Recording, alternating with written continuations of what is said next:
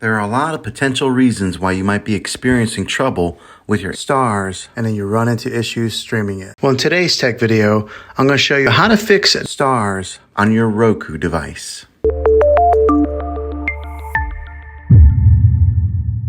Let's see if we can fix your problems and get your Starz back up and running as quickly as possible. The first one, it's the easiest one to try, and that's to unplug your TV from the wall outlet and wait 60 seconds. Now don't be impatient here, wait the whole 60 seconds, then plug it back in. This is very different from turning your TV on and off with your remote control. This is what we call a hard reset of your TV, so make sure you do this method. If that doesn't work, then find your router that is giving you Wi-Fi and unplug the power to that for 60 seconds. Then plug it back in. If it fixes it, great. If not, let's go ahead and move on to the next method. Try deleting Starz. Go to wherever the apps are located on your system and remove the app altogether. Then reinstall again. After you reinstall it, you might have to log back in with all of your credentials, but hopefully this will work. And if that doesn't work, then I recommend buying an affordable Roku stick, Fire Stick, or Apple TV 4K.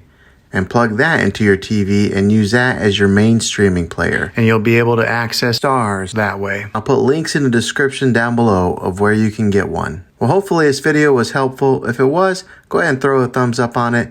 Go ahead and subscribe to my channel. I make tech videos all the time, and I would love to have you back in the next one. Take care.